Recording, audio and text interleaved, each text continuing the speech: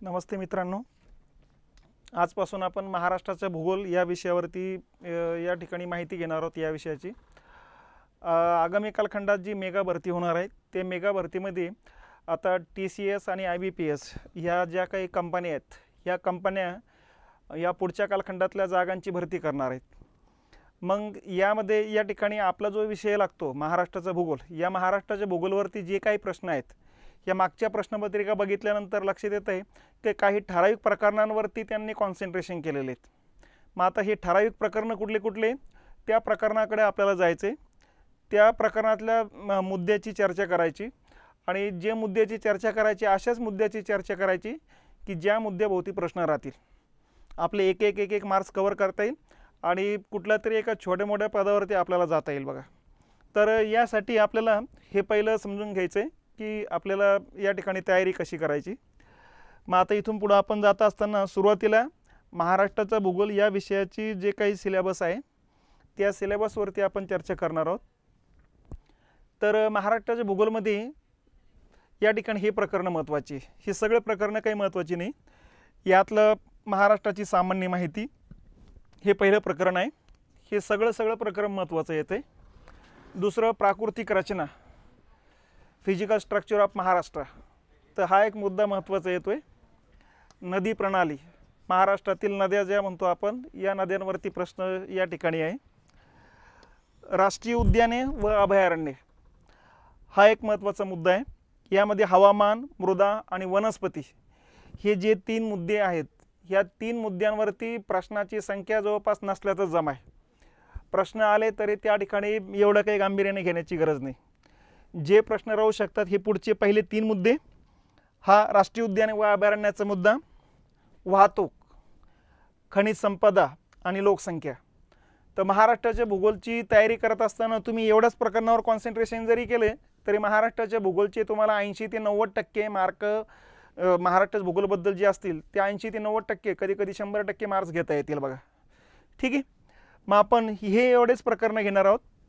हे 3 प्रकरणं, हा 4था, 5वा, 6वा, 7वा, 7 प्रकरणे, जवळपास 6-7 मार्क्स या ठिकाणी आहेत तुमचे। तर या ठिकाणी जवळपास 100% इतक्या जागेतच ते मार्क्स असतील। चला मग एक प्रकरण बघणार आहोत। पण एक प्रकरण बघण्याच्या अगोदर महाराष्ट्राच्या भूगोलचं तयारी करत असताना काय करायचं, तर 2 गोष्टीवरती थोडं काम करायचं बघा। पहिलं म्हणजे नकाशा वाचन करत चालायचं। नकाशा वाचन करायचं म्हणजे नेमकी काय करायचं, तर डोळ्यासमोर महाराष्ट्राचा नकाशा घ्या। या ठिकाणी अर्धा घंटा यासाठी दिला तरी चालेल, कारण याचा फायदा काय होतो, याच्याशी रिलेटेड जेवढे प्रश्न आहेत त्या प्रश्नाचे उत्तर देता येईल, किंवा मग तुमच्या लक्षात यायला लागेल की अर्धी तयारी नकाशातूनच झालेली आहे। म्हणून नकाशा एकदा बघून घ्यायचा। नकाशामध्ये सुरुवातीला हे बघून घ्यायचं की टोटल भारताच्या या ठिकाणी जे काही क्षेत्रफळ आहे, या क्षेत्रफळामध्ये महाराष्ट्राचं नेमके स्थान कुठे आलं, या ठिकाणी हे स्थान समजून घ्यायचं। ठीक आहे, त्याच्यानंतर मग या ठिकाणी जो आपलं महाराष्ट्र राज्य येतं, महाराष्ट्र राज्याच्या भोवताली कुठली कुठली राज्य आहेत ते लक्षात घ्यायचे। या बाजूला मग गुजरात राज्य, या बाजूला मध्य प्रदेश राज्य येत असतं, या बाजूला छत्तीसगड राज्य येत असतं बघा, या बाजूला तेलंगणा आहे, ठीक आहे, या बाजूला कर्नाटक राज्य लागत असतं आणि या बाजूला गोवा राज्य लागत असतं। मग भोवतालचे राज्य लक्षात घेतल्यानंतर मग अंतर्गत जे काही 36 जिल्हे, या 36 जिल्ह्यांवरती काम करायचं बघा। मग इथं लक्षात घ्यायचं आपण की या ठिकाणी पालघर येत असतो, या ठिकाणी ठाणे येत असतो, हा मुंबई उपनगर आहे, हा मुंबई शहर आहे, हा रायगड येत असतो, हा रत्नागिरी येत असतो आणि हा सिंधुदुर्ग जिल्हा येत असतो। ठीक आहे, हे कोकणातले जिल्हे आहेत। या पद्धतीनं एक जिल्हा असा कोरा नकाशा घेऊन तुम्ही तयारी करून ठेवायची। या तयारीमुळे होईल काय, जेवढं तुम्ही या प्रकरणं जे तुम्हाला सांगितलेले 6-7 प्रकरणं, हे 6-7 प्रकरणं रीडिंग करत असताना तुमच्या डोळ्यासमोर तो नकाशा यायला लागतो आणि तुम्ही जे वाचन केले, जे अलगत वाचन झालेलं जे आहे ते तसंच कायमस्वरूपी लक्षात राहतं। आणि त्याचबरोबर जे काही प्रश्न आलेले आहेत त्या प्रश्नाची उत्तरं बरोबर तुमच्या लक्षात येऊन जातं की याचं उत्तर हेच असलं पाहिजे म्हणून। दुसऱ्या प्रश्नाचं या ठिकाणी दुसरा पर्याय उत्तर असू शकत नाही। तर इथपर्यंत हे जाण्यासाठी हे नकाशा आपल्याला माहिती पाहिजेत। मग नकाशामध्ये जिल्हे माहिती पाहिजेत, विभाग माहिती पाहिजेत, त्या विभागात कुठले कुठले जिल्हे आहेत ते माहिती करून घ्यायची। त्यानंतर त्या जिल्ह्याची सीमा कोणत्या कोणत्या राज्यांना लागते ते माहिती करून घ्यायचं। तर अशा पद्धतीने एक जनरल अवेअरनेस जी म्हणतो आपण ते करून ठेवायची। आणि नंतर तिथून पुढे बघा महाराष्ट्रातल्या प्रत्येक प्रकरणाची माहिती अलगद जशी तशी तुमच्या लक्षात राहू शकते। ठीक आहे, मग आता हे पहिलं प्रकरण आहे आपलं। पहिल्या प्रकरणाला आपण सुरुवात करतोय। पहिल्या प्रकरणाचं नाव आहे महाराष्ट्राची सामान्य माहिती। आता या सामान्य माहिती या प्रकरणामध्ये नेमकी काय काय बघायचं आपल्याला ते लक्षात घ्यायचं बघा, कारण सगळ्या प्रश्नपत्रिका बघितल्यानंतर कोणत्या मुद्द्याभोवती प्रश्न आलेले आहेत ते मुद्दे आपल्याला लक्षात घ्यायचे। मग हे एवढे मुद्दे आहेत बघा। महाराष्ट्राची निर्मिती 1, महाराष्ट्राची 1960ला निर्माण झाला त्यावेळेस जिल्हे तालुके गावं किती होती आणि आज किती आहे त्याबद्दलचे चार्ट 2, भौगोलिक स्थान अक्षीवृत्ती आणि रेखावृत्तीय स्थान, विस्तार, प्रशासकीय विभाग, प्रादेशिक विभाग आणि बोलीभाषा, नैसर्गिक सीमा आणि राजकीय सीमा। तर अशा पद्धतीनं एवढे भागाची या ठिकाणी माहिती लक्षात घ्यायची। तर अशा पद्धतीनं हे एवढे मुद्दे येतील बघा, 1 2 3 4 5 6 7 8 8 मुद्दे। या 8 मुद्द्यावरती काम करायचं। चला एक एक एक एक मुद्दा आपण समजून घेत चालू। सोपे मुद्दे काही फारसे अवघड मुद्दे नाहीत। पहिला मुद्दा हा आहे की महाराष्ट्राची निर्मितीच्या अगोदर महाराष्ट्रात कोणत्या कोणत्या घराण्याची राजवटी होत्या। पण त्या अगोदर हे लक्षात घ्या, आपलं जो काही राज्य आहेत महाराष्ट्र राज्य, हे महाराष्ट्र राज्य निर्माण झालेले 1 मे 1960ला, बरोबर आहे। आणि म्हणून आज आपण 1 मे हा दिवस महाराष्ट्र दिन म्हणून साजरा करत असतो। मग ज्यावेळेस आपलं राज्य निर्माण झालं त्यावेळेस आपल्या राज्याचं नाव काय ठेवायचं याकरता एक कमिटी स्थापन करण्यात आली। त्या कमिटीनं सर्वात जुनं नाव शोधून काढलं आणि सर्वात जुनं नाव होतं महाराष्ट्र प्रदेश। मग महाराष्ट्र प्रदेश हे नाव होतं सम्राट अशोकाचा कालखंडात, आणि सम्राट अशोकाचा कालखंड होता इसवी सनाच्या अगोदर जवळपास 261 कालावधी येतो बघा। म्हणजे आज इसवी सन 2023 चालू आहे, म्हणजे 2022 वर्ष आतापर्यंत झालेले इसवी सन सुरू होऊन आणि अगोदर 261 वर्षे। तर अशा पद्धतीनं आजपासून विचार करत असाल तर या ठिकाणी जवळपास 2200 जवळपास 300च्या आसपास 2300 वर्षापूर्वी या ठिकाणी आपल्या राज्याचं नाव महाराष्ट्र प्रदेश असं होतं। आणि नंतर मग पुढच्या कालखंडात तेच नाव नाही राहिलं, सम्राट अशोकाच्याच कालखंडात होतं ते, म्हणून सर्वात जुनं नाव आपल्याला ते सापडले, त्याचे पुरावे सापडले, म्हणून आधुनिक कालखंडामध्ये आपण आपल्या राज्याचं नाव महाराष्ट्र राज्य असं ठेवलेले आहे। मग सम्राट अशोकाची राजवट गेली त्या काळामध्ये आणि नंतर ज्या ज्या घराण्याची राजवटी महाराष्ट्रावर आल्या त्या त्या घराण्यानं स्वतःचं नाव या प्रदेशाला देण्याच्या पद्धती सुरू केल्यात। मग कोणत्या कोणत्या घराण्याची राजवटी आल्या बघा, सातवाहनांची राजवट आली। मग सातवाहनांच्या राजवटीचा कालखंड आहे इसवी सन पूर्व 230 ते इसवी सन 230, म्हणून या कालखंडात सातवाहन कालखंड किंवा सातवाहन प्रदेश असं महाराष्ट्राचं नाव। नंतर वाकाटकांची राजवट आली, मग वाकाटकांचा प्रदेश। नंतर बदामीच्या चालुक्याची राजवट आली, त्यांचा प्रदेश। मग हे काही आपल्याला विचारत नाही, आपण एक सांगतोय की बाबा कोणाकोणाच्या राजवटी आल्यात म्हणून, ठीक आहे। आणि नंतर मग ब्रिटिशांची राजवट आली 1818 ते 1947 पर्यंत। मग ब्रिटिशांच्या कालखंडात फक्त काही महाराष्ट्र त्यांच्या ताब्यात नव्हता, अख्खा भारत होता। मग अख्ख्या भारत असताना त्यांनी जे काही सुरुवातीला राज्य पाडलेत ते कोणत्या कोणत्या नावाने होते। मग महाराष्ट्राला सुरुवातीचं नाव त्यांनी दिलं होतं मुंबई इलाका, ठीक आहे। मग मुंबई इलाका हे नाव प्रशासकीय पद्धतीनं कागदोपत्री 1911 ते 1941 या कालखंडात होतं बघा, ठीक आहे। मुंबई इलाका नाव किंवा बॉम्बे प्रेसिडेन्सी म्हणू आपण त्याला। मग या मुंबई इलाकामध्ये प्रशासकीय विभाग होते, जसं सध्या महाराष्ट्राचे 6 प्रशासकीय विभाग आहे। ही प्रशासकीय विभाग पद्धत जी होती इंग्रजांनी चाललेली होती। मग या राज्यामध्ये जे प्रशासकीय विभाग होते ही 4 होते, आलं लक्षात। मग आता हे 4 लक्षात कसे ठेवायचे तर महाराष्ट्राचा थोडेफार नकाशा डोळ्यासमोर यायला पाहिजे तुमच्या।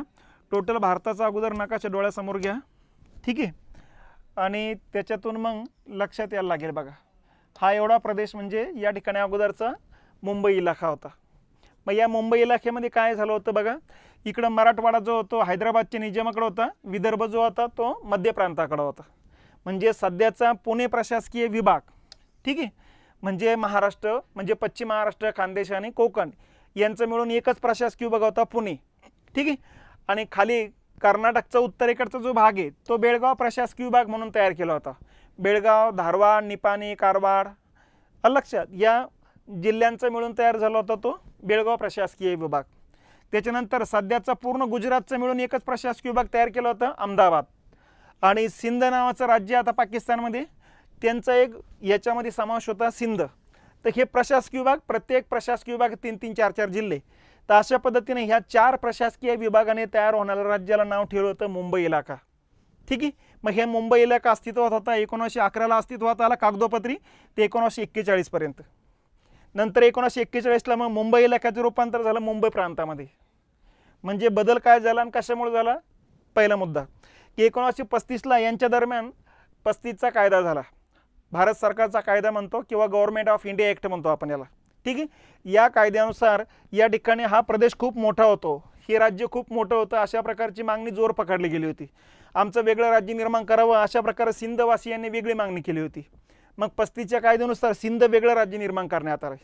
मग उरलेत हे 3 प्रशासकीय विभाग आणि या 3 प्रशासकीय विभागांनीच तयार होणाऱ्या राज्याला नाव ठेवलं मग आपण मुंबई प्रांत.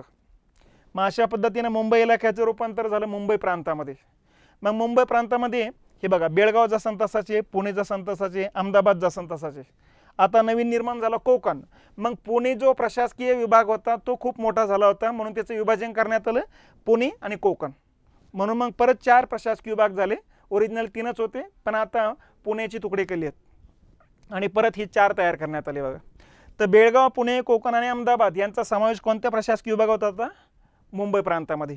आणि अशा पद्धतीने मुंबई प्रांत अस्तित्वात आलं 1941ला, टिकून होतं 1947 पर्यंत. मग आता पुढं काय झालं? 47ला भारताला स्वातंत्र्य मिळालं. ठीक आहे. आणि स्वातंत्र्य मिळाल्यानंतर मग राज्याची स्थापना प्रदेशानुसार करायची की भाषेनुसार करायची अशा प्रकारचा वाद सुरू झाला. आणि या वादातूनच मग या ठिकाणी दार कमिटी स्थापन करण्यात आली. या दार कमिटीनं सांगितलं प्रदेशानुसार राज्य स्थापन करा. आणि यातून मग प्रदेशानुसार राज्य स्थापन करायचे म्हणजे राजधानी त्याच्या आसपासचा परिसर एक राज्य, तिथं भाषेचा विचार करायचा नाही असं ठरलं. मग यानुसार मग या ठिकाणी मुंबईच्या आसपासचा परिसराचं एक राज्य तयार करण्यात आलं ज्याला नाव देण्यात आलं मुंबई राज्य किंवा बॉम्बे स्टेट. 1947ला निर्माण झालं 56 पर्यंत. मग या बॉम्बे स्टेटमध्ये काय केलं? बेळगाव जसा तसाच घेतला आपण, पुणे जसा तसाच घेतला, कोकण जसा तसाच घेतला. फक्त अहमदाबाद प्रशासकीय विभाग जो होता गुजरातचा, पूर्ण गुजरात, अर्धा गुजरात जोडला राजपुतानाला म्हणजे राजस्थानला आणि अर्धा गुजरात जोडला इकडं या मुंबई राज्याला. तर अशा पद्धतीने अर्धा गुजरात तिकडे राजपुतानाला जोडलेला असल्यामुळं अहमदाबादचा प्रशासकीय विभाग घेतला पण कच्चे आणि सौराष्ट्र सोडून म्हणजे अर्धा गुजरात सोडून करण्यात आलेले. तर या 4 प्रशासकीय विभागांनी तयार होणाऱ्या राज्याचं नाव ठेवलं मुंबई राज्य. ठीक आहे, बॉम्बे स्टेट. तर 47 ते 56च्या कालखंडामधली ही स्थिती होती बघा. ठीक आहे. मग आता या ठिकाणी 56 पर्यंत स्थिती आहे पण त्याच्या अगोदरच वादाला सुरुवात झाली की भाषेनुसार राज्य स्थापन करायला पाहिजेत अशा प्रकारच्या मागणीनं जोर पकडला गेला. आंध्र प्रदेशचे जे श्रीरामालू पट्टलू नावाचा जो व्यक्ती होते हा व्यक्ती या ठिकाणी मद्रासमध्ये उपोषणाला बसले की तेलुगू भाषिकांचं स्वतंत्र आंध्र प्रदेश निर्माण करावा. त्यांच्या मागणीकडे केंद्र सरकारनं दुर्लक्ष केलं. सुरुवातीला 52 दिवस त्यांचं उपोषण चाललंय आणि त्याच्यानंतर 53व्या दिवशी त्यांचं उपोषणामध्येच मृत्यू झाला. आणि याचा परिणाम काय झाला की आंध्र प्रदेशमध्ये बऱ्याच लोकांनी मग आत्महत्या करायला सुरुवात केली. आणि यातून मग केंद्र सरकार खडबडून जागा झालं आणि केंद्र सरकारनं डिसेंबर 1953ला भाषावार प्रांत रचना समितीची स्थापना केली. आणि या भाषावार प्रांत रचना समितीनं मग पहिली शिफारस केली तेलुगू भाषिकांचं स्वतंत्र आंध्र प्रदेश निर्माण करण्याचं. आणि दुसरी शिफारस केली की मराठी भाषिक आणि गुजराती भाषिक यांचं एकच राज्य निर्माण करण्याचं. आणि म्हणून या राज्याला आपण मग नाव ठेवलं द्विभाषिक राज्य, कारण 2 भाषिकांचं राज्य होते मराठी आणि गुजराती. मग अशा पद्धतीनं 1956 ते 60च्या कालखंडामध्ये आपल्या राज्याचं नाव ठेवलं द्विभाषिक राज्य किंवा द्विभाषिक मुंबई राज्य असं करण्यात आलं बघा. मग यामध्ये सध्याचा पूर्ण गुजरात आणि सध्याचं पूर्ण महाराष्ट्र घेतला. आतापर्यंत मराठवाडाचा जो भाग होता हैदराबादच्या निजामाकडे होता तो घेऊन टाकला मराठी भाषिक असल्यामुळं. आतापर्यंत विदर्भाचा जो भाग या ठिकाणी मध्य प्रांताचा भाग होता, नागपूर प्रशासकीय विभाग होता तो या ठिकाणी घेऊन टाकला. आलं लक्षात? म्हणजे सध्याचा पूर्ण महाराष्ट्र झाला आणि सध्याचा पूर्ण गुजरात घेतला. जो अगोदर अर्धा गुजरात तिकडे टाकला होता राजपुतानाला तोही काढून घेतला, गुजराती भाषिक असल्यामुळे इकडे जोडून टाकला. तर अशा पद्धतीनं ह्या 2 बदल झाले. आणि तिसरा बदल काय झाला? बेळगाव प्रशासकीय विभागातले जे जिल्हे होते ते म्हैसूर राज्याला जोडले. म्हैसूर राज्य म्हणजे आजचं कर्नाटक राज्याला जोडलेत. मग तिथून वादाला सुरुवात झाली की मुंबई राज्याचा भाग असताना म्हैसूरला का जोडलेत, तिथं मराठी भाषिक असताना तिकडे का जोडलेत. आणि तिथून पुढे जे आंदोलन सुरू झाले आणि जे कोर्टात मॅटर चालू आहे तर सुप्रीम कोर्टात आजही मॅटर चालू आहे. आता येत्या काही दिवसामध्ये 1-2 महिन्यामध्ये तोही रिझल्ट येऊ शकतो बघा. आलं लक्षात? तर अशा पद्धतीनं मग कर्नाटक बाजूला काढला. सध्याचा कोकण, पुणे, औरंगाबाद, नागपूर आणि अहमदाबाद म्हणजे गुजरात यांचं मिळून तयार झालेल्या प्रदेशाला नाव ठेवलं द्विभाषिक मुंबई राज्य. ठीक आहे. मग आता कच्छ आणि सौराष्ट्रासहित आहे, म्हणजे कच्छ आणि सौराष्ट्रात जो राजपुताना जोडला होता तो काढून घेतला आणि या भागाला जोडून टाकलेलं आहे बघा. ठीक आहे. तर अशा पद्धतीनं हे द्विभाषिक राज्य निर्माण झालं आणि जसं द्विभाषिक राज्य निर्माण झालं तसंच या ठिकाणी आता वेगळी मागणीनं लोकांनी वेग पकडला. कुठली मागणी? मराठी भाषिकांनी स्वतंत्र मराठी लोकांसाठी महाराष्ट्र राज्य निर्माण करण्याची मागणी केली आणि गुजराती समाजांसुद्धा गुजराती भाषिकांसाठी वेगळं गुजरात राज्याची मागणी केली. आता या दोन्ही मागणींनी जोर पकडला. केंद्र सरकारनं सुरुवातीला काही दखल दिलीच नाही. नंतर मग 57च्या लोकसभेच्या इलेक्शनमध्ये या ठिकाणी काँग्रेसचे फक्त 2च खासदार निवडून आले, बाकीचे सगळे पडले गेलेत. आणि इथंच काँग्रेसचे लक्षात आलं की आपण लोकांच्या भावनेकडे दुर्लक्ष करणं म्हणजे आपला पक्ष स्वतःच्या हातानं स्वतः नस्तनाबूत करण्याचा प्रकार होऊ शकतो. आणि म्हणून इंदिरा गांधींच्या अध्यक्षतेखाली एक कमिटी स्थापन करण्यात आली. या कमिटीनं मग लोकांच्या भाषिक भावना जी आहे किती तीव्र आहे ते समजून घेतल्यात आणि यातूनच मग त्यांनी शिफारशी केल्या की मराठी भाषिकांसाठी महाराष्ट्र राज्य आणि गुजराती भाषिकांसाठी वेगळं गुजरात राज्य स्थापन करावं. आणि त्यानुसार मग आपलं राज्य अस्तित्वात आलं. आपल्या मराठी राज्याला आपण नाव ठेवलं मग महाराष्ट्र राज्य आणि निर्मिती झाली 1 मे 1960ला. म्हणून मग आपण 1 मे हा दिवस महाराष्ट्र दिन म्हणून साजरा करत असतो. ठीक आहे. तर अशा पद्धतीनं ज्यावेळेस महाराष्ट्र निर्माण झाला त्यावेळेस प्रशासकीय विभाग किती होते? 4. कोकण, पुणे, औरंगाबाद आणि नागपूर. औरंगाबाद म्हणजे आजचा तर संभाजीनगर म्हणायचं आपण, पण आता सवयीचा भाग झालेला औरंगाबाद, त्यामुळे संभाजीनगर येताना कधी कधी औरंगाबाद येऊन जाईल. तर त्यामुळे आता तुम्ही समजून घेऊ शकता. ठीक आहे. मग या ठिकाणी आता ही इथं नकाशात समजून घेत चला बघा. ठीक आहे. हा कोकण प्रशासकीय विभाग आहे. ठीक आहे. त्याच्यानंतर हा जो होता पुणे प्रशासकीय विभाग होता, हा औरंगाबाद प्रशासकीय विभाग म्हणजे संभाजीनगर, आणि हा जो होता तो नागपूर प्रशासकीय विभाग. तर महाराष्ट्र निर्माण झालं त्यावेळेस हे 4 प्रशासकीय विभाग होते. 1981ला काय झालं मग? या ठिकाणी नागपूरचं विभाजन करण्यात आलं, अमरावती तयार करण्यात आला. ठीक आहे. पुणे आणि कोकणाचं विभाजन करण्यात आलं आणि नाशिक विभाग तयार करण्यात आला. त्यामुळे सध्या आता 6 प्रशासकीय विभाग झालेले आहेत बघा. ठीक आहे. मग याची तुलनात्मक माहिती लक्षात घ्या. तुलनात्मक माहिती म्हणजे 1960ला किती प्रशासकीय विभाग होते, आज किती आहे. 1960ला किती जिल्हे होते, आज किती आहे. मग या पद्धतीनं जर बघितलं आपण तर हा चार्ट लक्षात ठेवायचा, कारण कधी कधी 1960ला जिल्हे तालुके हे विचारलेले आहेत. म्हणून प्रशासकीय विभाग होते 1960ला 4, आज प्रशासकीय विभाग आहेत 6. ठीक आहे. जिल्हे 1960ला जिल्हे होते 26, आज 36 जिल्हे आहेत. ठीक आहे. तालुके 229 होते, आज 358 तालुके आहेत. गावे 38,867 होती, आज 43,665 आहेत. शहरे या ठिकाणी 266 होती, आज 534 आहेत.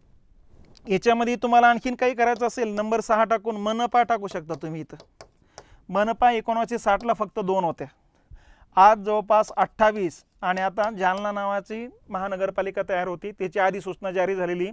पुढच्या महिनाभरानंतर ती कधी पण या ठिकाणी निर्माण होऊन जाऊ शकते. सध्या तरी 28 आहे. महिनाभरात आणखीन 29वी म्हणजे जालना महानगरपालिका अस्तित्वात येऊन जाईल बघा. तर अशा पद्धतीनं या ठिकाणी 60च्या सध्याच्या स्थितीमध्ये बदल होताना दिसतो. म्हणून ही 60ची आकडेवारी आणि सध्याची आकडेवारी 2 आकडेवारीवरती कॉन्सन्ट्रेशन करायचं बघा. ठीक आहे. तर हा एक मुद्दा लक्षात घ्यायचा. आता 60 नंतर जे नवीन जिल्हे निर्माण झाले थोडक्यात ते लक्षात ठेवायचं. इकडं सिंधुदुर्ग तयार झालेलं बघा, एक रत्नागिरी जिल्ह्यातून विभाजन होऊन. ठीक आहे. मुंबई शहराचे 2 तुकडे झाले, एक मुंबई शहर एक मुंबई उपनगर. ठीक आहे. ठाण्याचे विभाजन तयार झाला पालघर. म्हणजे कोकणामध्ये 3 जिल्हे तयार झालेत. मराठवाड्यामध्ये लातूर, जालना आणि हिंगोली हे 3 जिल्हे तयार झालेले आहेत बघा. खानदेशमध्ये या ठिकाणी नंदुरबार जिल्हा तयार झालेला आहे. त्याच्यानंतर विदर्भामध्ये जर बघितलं तर वाशिम 1, गोंदिया 2 आणि गडचिरोली 3 हे 3 जिल्हे तयार झालेले आहेत. विदर्भात 3 जिल्हे, मराठवाड्यात 3 जिल्हे, कोकणात 3 जिल्हे, 3 त्रिक 9 आणि खानदेशमध्ये 1, 10. कोणत्या प्रशासकीय विभागात एकही जिल्हा स्वातंत्र्यापासून निर्माण झालेला नाही? तर पश्चिम महाराष्ट्रामध्ये. लक्षात, पश्चिम महाराष्ट्र म्हणजे नाशिक, नगर, पुणे, सोलापूर, सातारा, सांगली, कोल्हापूर या भागामध्ये एकही जिल्हा तयार झालेला नाही. नसता कोकणातही झाला, खानदेशमध्ये झाला, मराठवाड्यात झाला आणि विदर्भात झाला. ठीक आहे. तर अशा पद्धतीनं प्रादेशिक विभागानुसार हे तुम्हाला लक्षात घेतलं पाहिजे आपण. मग आता पुढचा मुद्दा काय? पुढचा मुद्दा आहे महाराष्ट्राचे स्थान काय. मग स्थान म्हणजे एक्झॅक्टली महाराष्ट्र नेमके कोणत्या ठिकाणी येतोय. मग हे समजण्यासाठी पृथ्वी आहे, पृथ्वीवर इथं उत्तर गोलार्ध आहे, उत्तर ध्रुव आणि इथं दक्षिण ध्रुव आहे. दोन्ही ध्रुवापासून समान अंतरावर पूर्व पश्चिम दिशेनं जाणारी वर्तुळाकार काल्पनिक रेषा, या वर्तुळाकार काल्पनिक रेषेला म्हणायचं विषुववृत्त. विषुववृत्ताच्या उत्तरेकडच्या भागात एखादा देश असेल, राज्य असेल तर त्याला म्हणायचं उत्तर गोलार्ध. या भागात असेल तर दक्षिण गोलार्ध, कारण विषुववृत्ताच्या दक्षिणेकडे म्हणजे दक्षिण गोलार्ध आहे, विषुववृत्ताच्या उत्तरेकडचा भाग म्हणजे उत्तर गोलार्ध आहे. ठीक आहे. मग आता उत्तर गोलार्धामध्ये या ठिकाणी या आपल्या लक्षात आलेलं आहे कुठून 15 पासून ते 22 पर्यंत, म्हणजे इथं 15 असेल आणि इथं 22 असेल, बरोबर आहे. 15 ते 22 अक्षवृत्त दरम्यानचा जो पट्टा आहे या पट्ट्यात महाराष्ट्र आहे. मग आता एक्झॅक्टली या पट्ट्यात महाराष्ट्र इथं आहे, इथं आहे, इथं आहे, कुठे नेमके हे समजण्यासाठी रेखावृत्ताची रचना करण्यात आलेली आहे बघा. मग रेखावृत्त म्हणजे काय? दक्षिण उत्तर दिशेने जाणाऱ्या काल्पनिक वर्तुळाकार रेषा, काल्पनिक अर्धवर्तुळाकार रेषा. मग अशा पद्धतीनं या काल्पनिक अर्धवर्तुळाकार रेषा जात असतात बघा. ठीक आहे. मग यामध्ये आपल्याला माहिती आहे या मूळ रेखावृत्ताच्या पूर्वेकडचा जो भाग आहे याला म्हणायचं पूर्व गोलार्ध आणि याला म्हणायचं पश्चिम गोलार्ध. ठीक आहे. आपण या भागात आहे म्हणजे पूर्व गोलार्धात आहे, म्हणून पूर्वेकडचं असं रेखावृत्ताचं टायटल दिलं जातं असतं बघा. मग पूर्वकड कुठल्या रेखावृत्ता दरम्यान आहे? 72 अंश पूर्व ते 80 अंश पूर्व, म्हणजे हे पश्चिमेकडचं 72 आहे, पूर्वेकडचं 80 आहे, आणि हे अक्षीवृत्ती आहे 15 आणि 22. इथं चौकोन तयार होतो बघा. या चौकोनामध्ये आपलं राज्य येतं असतं. मग अशा पद्धतीनं राज्य आपलं पसरलेलं आहे बघा. ठीक आहे. तर अशा पद्धतीने एक्झॅक्टली महाराष्ट्राचं जे स्थान आहे हे स्थान समजण्यासाठी अक्षीवृत्ती आणि रेखावृत्ती स्थान माहिती असावं लागतं. मग नुसतं स्थानच समजत नाही की याच्यावरून बाकीच्या गोष्टी समजत असतात, पण आपल्याला बाकीच्या गोष्टी समजण्याशी मतलब नाही. फक्त लक्षात ठेवायचं उत्तर गोलार्धात ते 15 अंश उत्तर ते 22 अंश उत्तर या दोन अक्षवृत्ता दरम्यान, आणि रेखावृत्तानुसार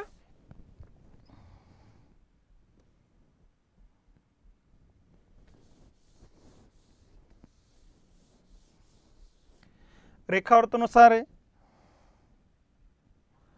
72 अंश पूर्व ते 80 अंश पूर्व. ते बाकीचं सेकंद मिनटं वगैरे बघण्याची गरज नाही. ठीक आहे. मग आता यावरून लक्षात काय येतं? 15 ते 22 किती अक्षवृत्त जातात? 7 अक्षवृत्त जातात. 2 अक्षवृत्त दरम्यान जर आपण बघितलं तर जवळपास 111 किलोमीटर अंतर येतं बघा. म्हणजे या ठिकाणी प्रत्येक ठिकाणी वेगवेगळं असणारं सरासरी 100 किलोमीटर अंतर आहे, एवढं लक्षात ठेवा. म्हणजे थोडक्यात काय, असे आडवे जाणारे जे आहे ते 7 आहे, याचा अर्थ दक्षिण उत्तर लांबी 700 किलोमीटर आहे, बरोबर आहे. आणि 2 रेखावृत्त दरम्यान या ठिकाणी 100 किलोमीटर अंतर आहे. मग 2 रेखावृत्त जर बघितलं 72 ते 80 आहे, म्हणजे टोटल किती जातात? 8. म्हणजे त्या हिशोबानं पूर्व पश्चिम लांबी किती येते? 800 किलोमीटर. म्हणजे पूर्व पश्चिम लांबी जास्त आहे महाराष्ट्राची, दक्षिण उत्तर लांबी कमी आहे. ठीक आहे. आणि आपली जी किनारपट्टी आहे ही किनारपट्टी अशी झिकझॅक आहे, म्हणून ही 720 किलोमीटर येत असते बघा. तर अशा पद्धतीनं आपलं हे या ठिकाणी अक्षीवृत्तीय स्थान रेखावृत्तीय स्थान समजून घेतलं तर मग विस्तार समजून घ्यायचं. पूर्व पश्चिम लांबी दक्षिण उत्तर लांबी किनारपट्टीची लांबी लक्षात आली की मग क्षेत्रफळ लक्षात येते. मग टोटल क्षेत्रफळ येतं 3,07,713 चौरस किलोमीटर. ठीक आहे. मग आता हे क्षेत्रफळ भारताच्या टोटल क्षेत्रफळाचा जर विचार केला तर 9.36% येतं. हे असे टक्केवारी सहित हा फॅक्ट डाटा एवढं लक्षात ठेवणे बघा. ठीक आहे. आणि यानुसार आपला भारतात क्रमांक लागतो 3रा क्षेत्रफळानुसार. पहिला राजस्थान आहे 3,42,000 चौरस किलोमीटर, दुसरा मध्य प्रदेश आहे 3,08,000 चौरस किलोमीटर, आणि तिसरा 3,07,000 चौरस किलोमीटर महाराष्ट्र येतो. ठीक आहे. आणि याच महाराष्ट्रामध्ये 2011च्या आकडेवारीनुसार जर लोकसंख्या बघितली 11,23,74,333 आहे, इतकी लोकसंख्या येते. जी भारताच्या एकूण लोकसंख्येचा जर विचार केला तर 9.29%. आणि यानुसार आपला भारतामध्ये उत्तर प्रदेश खालोखाल 2रा क्रमांक लागतो. ठीक आहे. उत्तर प्रदेशची लोकसंख्या 19,95,00,000 आहे, तर महाराष्ट्राची लोकसंख्या 11,00,00,000 जवळपास 24 लाख येते. ठीक आहे. तर या पद्धतीनं इथं हे लक्षात ठेवायचं. तर हा फॅक्च्युअल डाटा आहे, हा इतकाच काय ते इतकाच आहे, याच्यात काही अजिबात नाही. पूर्व पश्चिम लांबी 800, दक्षिण उत्तर लांबी 700, याच्यात काही बदल होणार नाही. हा फॅक्ट आहे आणि फॅक्च्युअलच प्रश्न आपल्याला विचारले जातात. ठीक आहे. मग आता पुढचा मुद्दा येतो प्रशासकीय विभागाबद्दलची माहिती. ठीक आहे. मग आता हे प्रशासकीय विभाग काय प्रकारे तो एक लक्षात ठेवायचा. आपल्याला माहिती आहे महाराष्ट्रामध्ये टोटल प्रशासकीय विभाग येतात 6, आता हे 6 प्रशासकीय विभाग कुठले कुठले इथं रंगाने दाखवलेले तुम्हाला. हिरव्या रंगाचे असेल तर समजून घ्यायचं कोकण प्रशासकीय विभाग या. ठीक आहे, हा पिवळ्या रंगाचा दिसतो, समजून घ्यायचा हा पुणे प्रशासकीय विभाग आहे. हा जो काही थोडा तांबूस रंगाचा दिसतो हा नाशिक प्रशासकीय विभाग आहे. ठीक आहे, नंतर हा थोडा निळसर रंगाचा जो दिसतो हा छत्रपती संभाजीनगर प्रशासकीय विभाग आहे, म्हणजे औरंगाबाद म्हणू आपण. हा जो हिरवट या रंगाचा आहे अमरावती आहे, आणि हा सर्वात पूर्वेकडचा नारंगी रंगाचा येतो नागपूर. टोटल प्रशासकीय विभाग आहेत 6, 1 2 3 4 5 आणि 6. ठीक आहे, यामध्ये लक्षात ठेवायचं अमरावती नागपूरला एकत्रित केलं तर विदर्भ म्हणायचं आपण, छत्रपती संभाजीनगरलाच म्हणायचं मराठवाडा. ठीक आहे, पुणे आणि नाशिकमधलं नाशिक आणि नगर एकत्रित केलं तर पश्चिम महाराष्ट्र, आणि हे 3 जिल्ह्याला म्हणायचं खानदेश, आणि इकडच्या भागाला कोकण प्रशासकीय विभाग नाव म्हणूनही कोकण आहे आणि प्रादेशिक विभाग नाव म्हणूनही कोकण आहे. ठीक आहे, तर या पद्धतीने इथे लक्षात ठेवायचे. तर हे 6 प्रशासकीय विभाग आहे. मग या 6 प्रशासकीय विभागाचे क्षेत्रफळानुसार, लोकसंख्येनुसार, जिल्ह्यानुसार, तालुक्यानुसार, महानगरपालिकेनुसार उतरत्या क्रमाने त्यांचं प्रमाण लावा म्हटलं तर असं लक्षात ठेवायचं. सगळ्यात मोठा प्रशासकीय विभाग आहे छत्रपती संभाजीनगर म्हणजेच औरंगाबाद. लक्षात, जवळपास 64,800 चौरस किलोमीटर एरिया याचा. जिल्हे किती आहे टोटल 8, तालुके किती आहे 76, महानगरपालिका 4. कोणते कोणते जिल्हे आहेत मग? छत्रपती संभाजीनगर, जालना, परभणी, हिंगोली, नांदेड, बीड, उस्मानाबाद, लातूर. यात सर्वात मोठा क्षेत्रफळान जिल्हा कुठला 1 नंबरचा? बीड, आणि सर्वात लहान येतो 8 नंबरला हिंगोली, असंही लक्षात घ्या. महानगरपालिका 4 आहेत. आता 5वी जालना एक अस्तित्वात येणार आहे, आणखी सध्या तरी 4च समजायचे. महिन्याभरानंतर जर विचारलं तर मग 5 होतील. ठीक आहे, कुठल्या छत्रपती संभाजीनगर, परभणी, नांदेड आणि लातूर ह्या सध्या 4 अस्तित्वात आहे. महिन्याभरानंतर जून महिन्यामध्ये या ठिकाणी जालना पण अस्तित्वात येऊन जाईल. ठीक आहे, हा सगळ्यात मोठा प्रशासकीय विभाग आहे. 76 तालुके आणि 8 जिल्हे आहेत. ठीक आहे, दुसऱ्या क्रमांकाचा मोठा क्षेत्रफळानं विभाग येतो नाशिक. नाशिक विभागाचं क्षेत्रफळ येतं 57,500 चौरस किलोमीटर एरिया. टोटल जिल्हे आहेत 5, तालुके येतात 54, महानगरपालिका येतात 5. आता जिल्हे जे 5 आहेत ते अगोदर लक्षात ठेवा, हे वेगळे काही सांगण्याची गरज नाही. रंगाने दाखवलेले आहेत. नगर 1, नाशिक 2, जळगाव 3, धुळे 5, 4 आणि नंदुरबार 5. यामध्ये क्षेत्रफळान सर्वात मोठा नगर येतो आणि क्षेत्रफळान सर्वात लहान नंदुरबार आहे. ठीक आहे, महानगरपालिका 5 आहेत. त्यामध्ये 1 अहमदनगरची आहे, नाशिक 2, मालेगाव नाशिक जिल्ह्यामध्ये 3 येते. ठीक आहे, धुळे 4 आहे आणि जळगाव 5. अशा 5 महानगरपालिका पण येतात. ठीक आहे, तर हा दुसऱ्या क्रमांकाचा मोठा प्रशासकीय विभाग.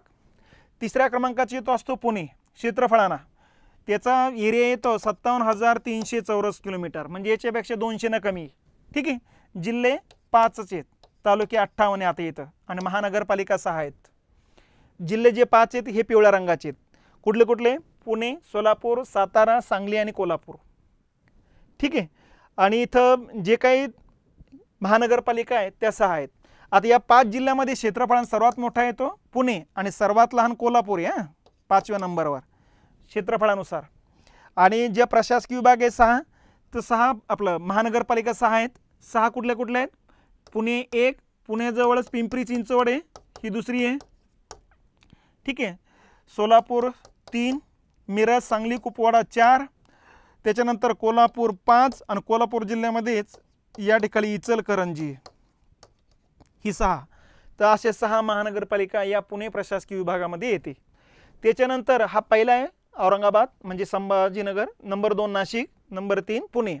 4थ्या नंबरचा मोठा प्रशासकीय विभाग आहे नागपूर. नागपूरचं क्षेत्रफळ येतं बघा 51,400 चौरस किलोमीटर.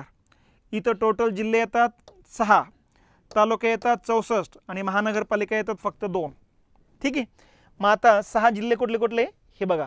वर्धा, नागपूर, भंडारा, गोंदिया 4, गडचिरोली आणि चंद्रपूर 2, 6, 4 आणि 2 6. ठीक आहे, या पद्धतीने. मग आता यामध्ये सर्वात मोठा जिल्हा आहे गडचिरोली 1 नंबरला, आणि सर्वात लहान जिल्हा आहे 6व्या नंबरचा भंडारा. 3,890 चौरस किलोमीटर एरिया आहे त्याचा, सर्वात लहान येतो तो. ठीक आहे, आणि महानगरपालिका 2च आहे, कुठल्या कुठल्या? एक आहे नागपूरची महानगरपालिका आणि एक आहे चंद्रपूरची महानगरपालिका. या 2 महानगरपालिका नागपूर प्रशासकीय विभागामध्ये. ठीक आहे.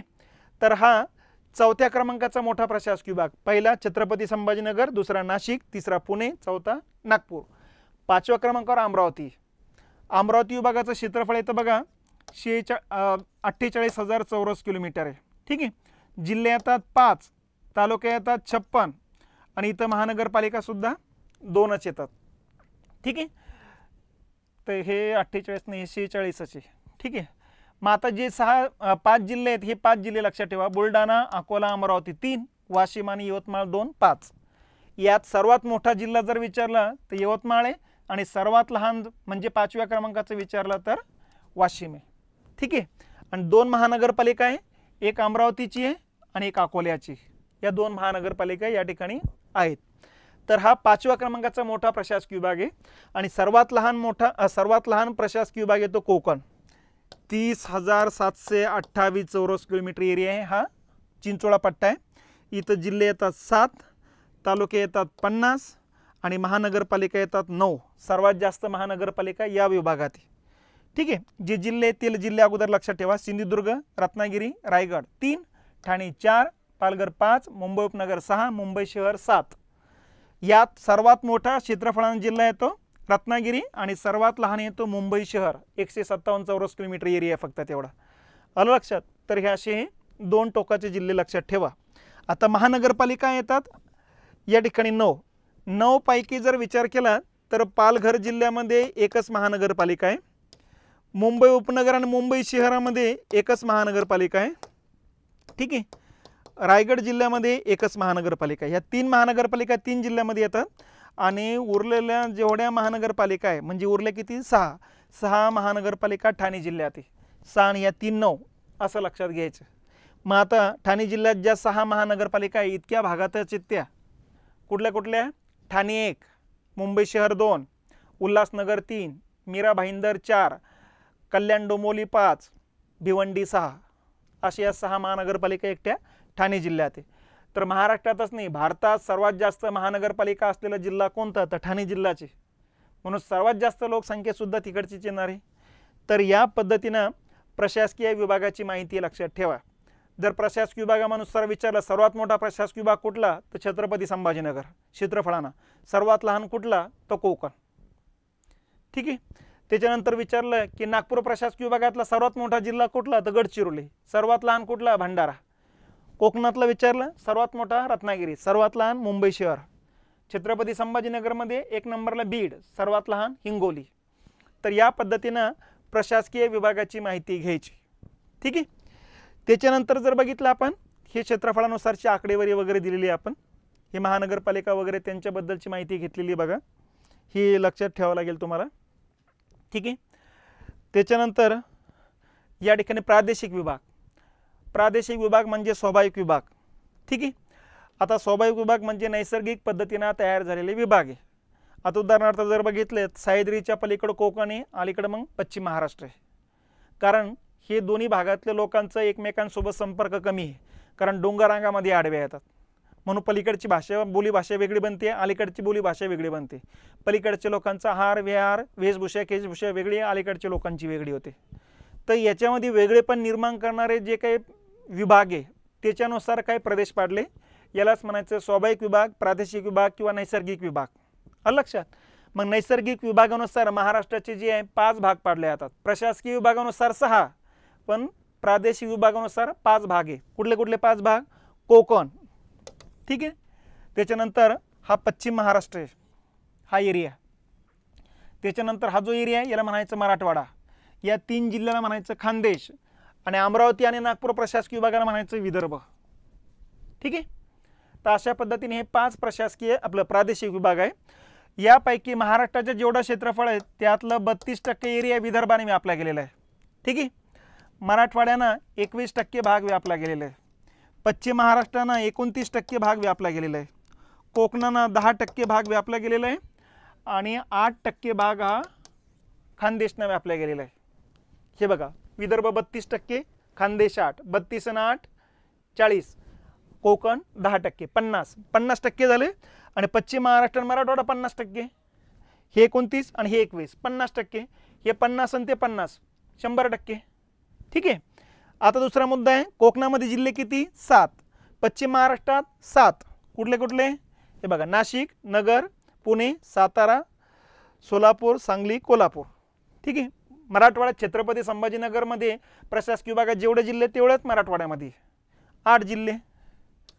विदर्भामध्ये अमरावती आणि नागपूर प्रशासकीय विभागातले जिल्हे एकत्रित करायचे. अमरावतीमध्ये 5, नागपूरमध्ये 6, 6 आणि 5 11 जिल्हे इकडं. आणि खानदेशमध्ये 3च जिल्हे.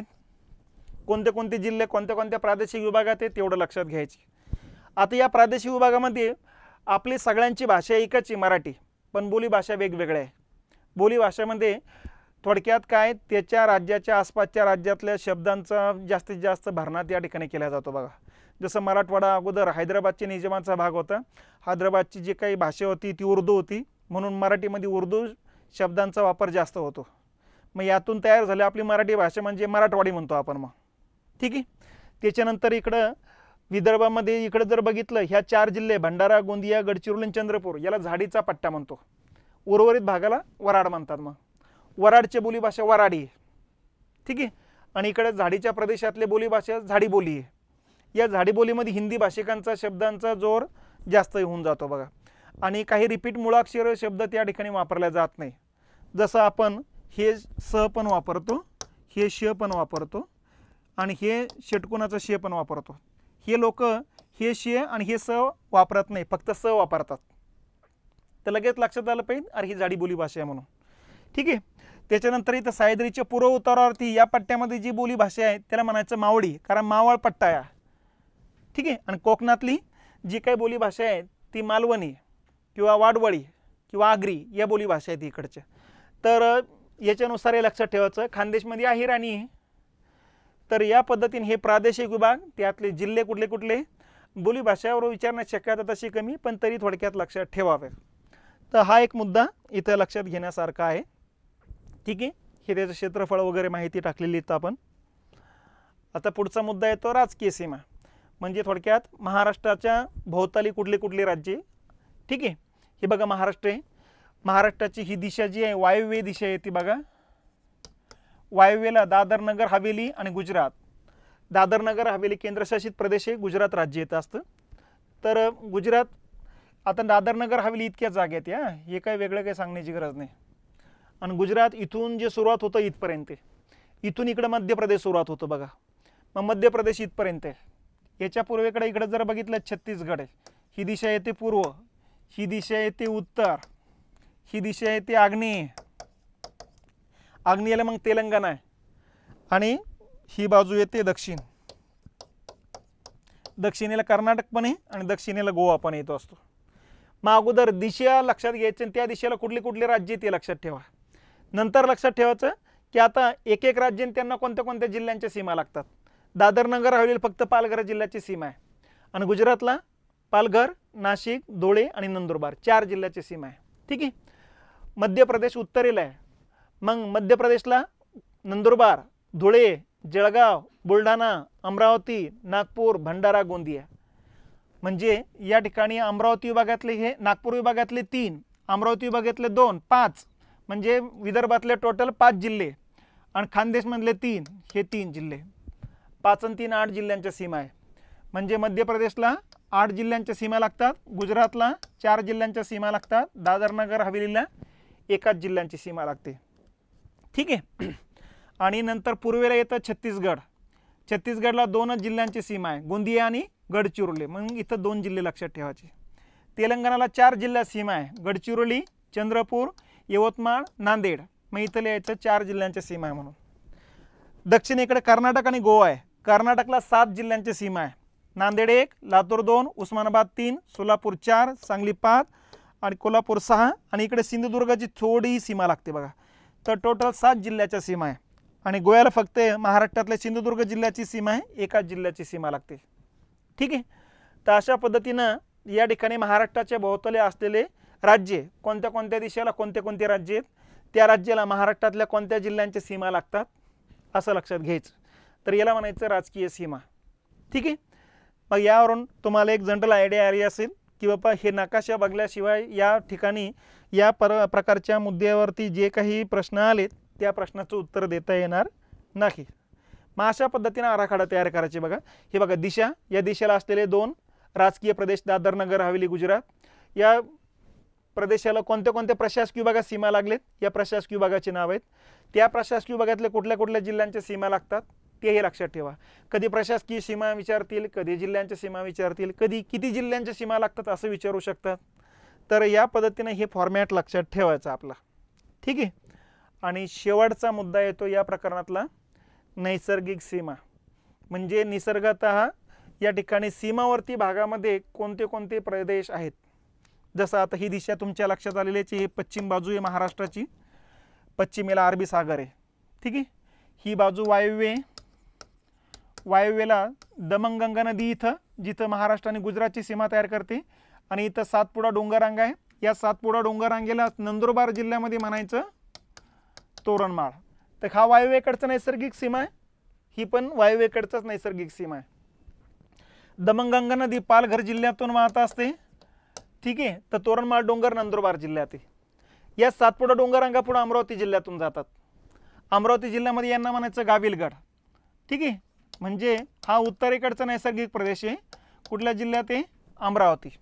त्याच्यानंतर ही बाजू जी आहे ईशान्य येते बघा, आणि ईशान्येला कुठल्या डोंगररांगा आहे, दरेकसा डोंगर गोंदिया जिल्ह्यामध्ये येत असतात, ठीक आहे। आणि इकडं खाली चिरोली, सुरजागड, भामरागडच्या डोंगररांगा आहे, हे येतात गडचिरोली जिल्ह्यामध्ये। आणि ही दिशा येते पूर्व। मग महाराष्ट्राच्या पूर्वेला या डोंगररांगा 3 लक्षात ठेवायच्या। उत्तरेकडून दक्षिणेकडे जाताना चिरोली, सुरजागड, भामरागड, या डोंगररांगेच्या पलीकडे छत्तीसगड आहे आणि इकडे महाराष्ट्र आहे। या 2 राज्याच्या सीमा तयार करणाऱ्या डोंगररांगा आहेत या। तर या डोंगररांगेची नावं लक्षात ठेवा। आणि ही बाजू येते, ही दोन्ही पण दक्षिण, दक्षिणेला एका बाजूला इकडून हिरण्यकेशी नदी वाहते आणि इकडे तेरेखोल नदी वाहते। तेरेखोल नदीमुळे महाराष्ट्र आणि गोवा वेगवेगळे होतात, हिरण्यकेशी नदीमुळे महाराष्ट्र आणि कर्नाटक वेगवेगळे होतात, ठीक आहे। हिरण्यकेशी नदी महाराष्ट्रातल्या इथल्या कोल्हापूर जिल्हा आहे, या कोल्हापूर जिल्ह्याच्या सीमावर्ती भागातून वाहत असते। तर तेरेखोल नदी इथं सिंधुदुर्ग जिल्हा आहे, सिंधुदुर्ग जिल्ह्याच्या सीमावर्ती भागातून वाहत असते, ठीक आहे। तर अशा पद्धतीनं वेगवेगळ्या दिशेला असलेले नैसर्गिक सीमा लक्षात ठेवा, प्रदेश लक्षात ठेवा। पश्चिमेला अरबी समुद्र आहे, याला कोकणातल्या जिल्ह्यांच्या सीमा लागतात।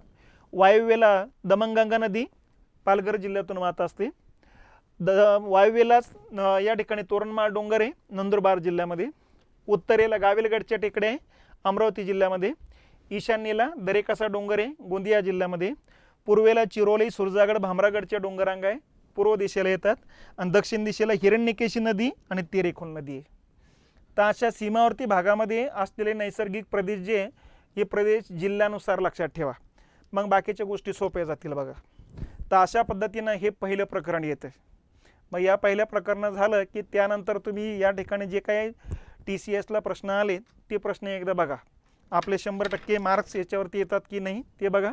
येत असेल त्याला वाचण्याची जास्त गरज नाही, नसेल येत ते एकदा प्रकरण रीडिंग करून ठेवा, ठीक आहे। भेटू आपण नवीन प्रकरणामध्ये।